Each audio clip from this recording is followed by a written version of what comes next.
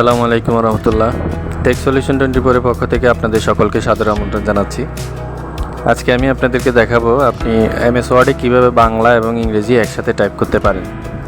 বাংলা ইংরেজি একসাথে টাইপ করা কিছুটা আমাদের জন্য সমস্যা হয়। অনেকে আমরা অব্র ইউজ করি, অনেকে বিজয় বা অন্য সফটওয়্যার ইউজ করি।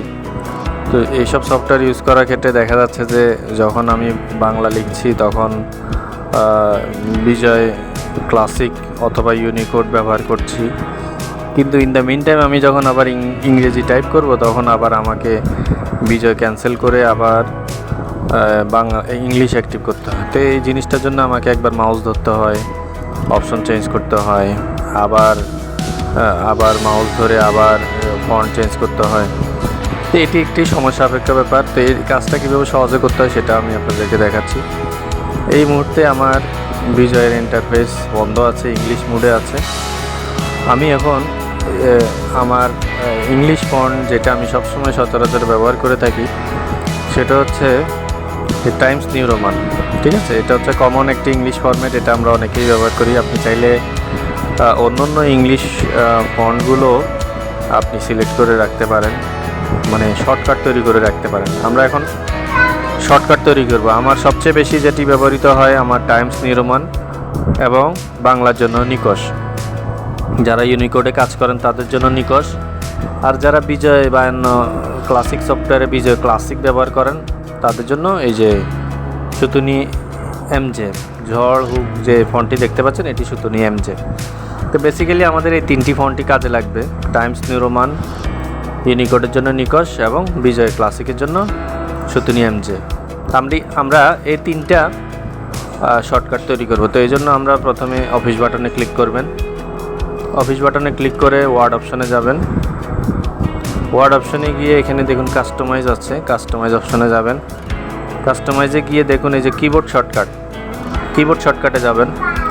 কিবোর্ড শর্টকাটে যাওয়ার পর এখানে আমরা যে ক্যাটাগরিটি খুঁজছি সেটি হচ্ছে ফন্ট ক্যাটাগরিটি আনেন। এই যে ফন্ট ক্যাটাগরি আনলাম। ফন্ট ক্যাটাগরি আনার পরে আপনি কোন ফন্টকে শর্টকাট বানাতে চাচ্ছেন সেটি নিয়ে আসুন।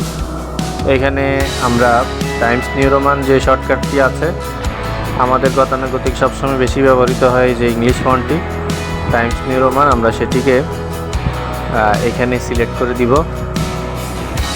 টাইমস নিউ রোমান, এই যে টাইমস নিউ রোমান পাওয়া গেছে। টাইমস নিউ রোমান সিলেক্ট করার পরে প্রেস নিউ শর্টকাটটি এখানে আসবেন। এখানে এসে আপনি যে কোনো কিছু দিতে পারেন। আমি উদাহরণস্বরূপ এখানে অল্টার জেড দিলাম। দেখুন অল্টার জেড দিয়ে অ্যাসাইন দিলাম। টাইমস নিউ রোমানের জন্য আমার অল্টার জেড অ্যাসাইন হয়ে গেছে। এখন আমার আরেকটি ফন্ট, গতানুগতিক ফন্ট যেটি সবচেয়ে বেশি ব্যবহৃত হয় সেটি হচ্ছে সুতুনি এমজে, বিজয় ক্লাসিক। যদি আমি বিজয় ব্যবহার করি সেটার জন্য আমি অল্টার এক্স দিলাম। অল্টার এক্সে ক্লিক করে অ্যাসাইন দিলাম। তারপরে আরেকটি ফন্ট যেটি ইউনিকোডের জন্য আমরা ব্যবহার করি সব সময় সেটি হচ্ছে নিকশ। তো আমরা নিকশ ফন্টটি খুঁজে বের করি। এটি এম এর পরে সিরিয়াল থাকবে, নিকশ ফন্ট পাওয়া গেছে। এখানে আমি অল্টার সি দিলাম।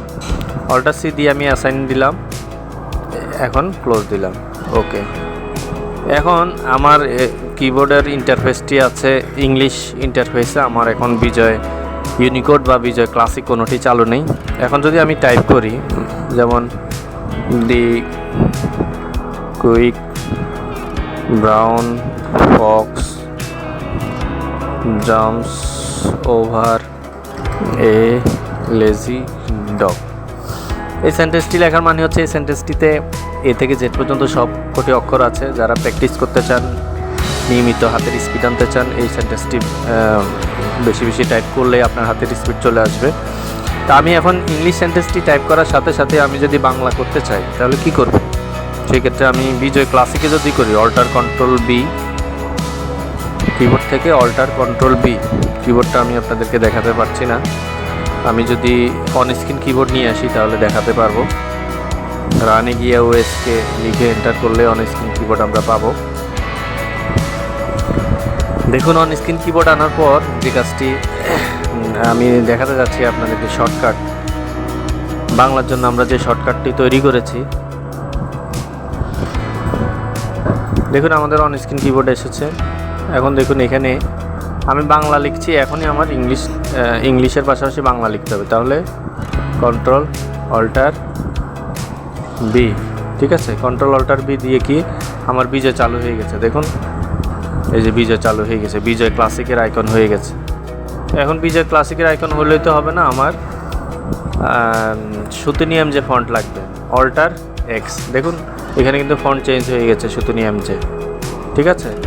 তো এখন আমি যদি লিখি, দেখুন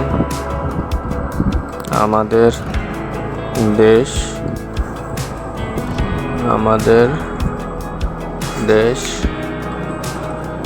বাংলাদেশ। আমি এখন কিবোর্ডে টাইপ করছি, আমাকে মাউস ধরতে হবে না, এখনই আমি আবার ইংলিশ টাইপ করব। তাহলে alter control B, alter Z. দেখুন সুতুনিয়াম যে পরিবর্তে এখন টাইমস নিউ রোমান হয়ে গেছে। এখন কিন্তু আমি আবার ইংলিশ লিখতে পারতেছি এখানে, দেখুন।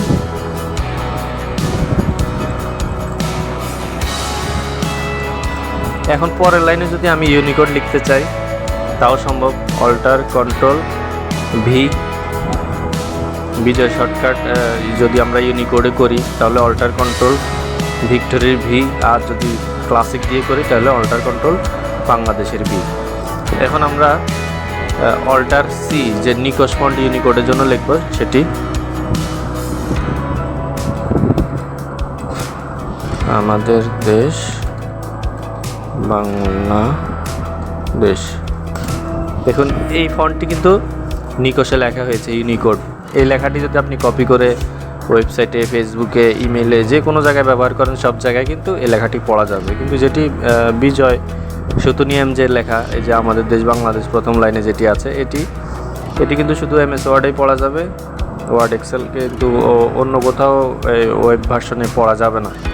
বিশেষ করে ফেসবুক, আপনার অন্য ওয়েবসাইট যেখানে আপনার ইউনিকোড ছাড়া বাংলা পড়া যায় না, সেখানে আপনি যদি ব্যবহার করেন এই লেখাটি পড়া যাবে না, কিন্তু নিকোশের ফন্টটি পড়া যাবে। তো এখন আমরা যে 3টি ফন্ট ব্যবহার করলাম, এখন আমি যদি অল্টার জেড প্রেস করি, দেখুন টাইমস নিউ রোমান হয়ে গেছে। অল্টার এক্স প্রেস করছি, সুতুনিয়াম যে হয়ে গেছে। অল্টার সি প্রেস করছি, নিকোশ। 3টি ফন্ট আপনি আপনার সুবিধা মতো যখন তখন চেঞ্জ করতে পারবেন।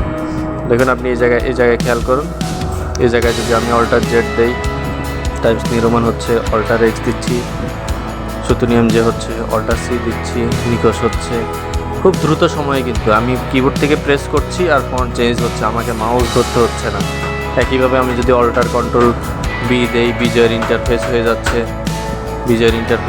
আবার অল্টার কন্ট্রোল আবার দিচ্ছি, মুহূর্তে বিজয়ের ইন্টারফেস চেঞ্জ হয়ে যাচ্ছে। আবার অল্টার কন্ট্রোল ভি, ভিক্টরি দিচ্ছি, বিজয় ইউনিকোড ইন্টারফেস হয়ে যাচ্ছে, ঠিক আছে। তার মানে আপনি কিবোর্ড ব্যবহার করে মাউস না ধরেই আপনি দ্রুত সময়ে, যে কোনো সময় অল্টার কন্ট্রোল বি দিয়ে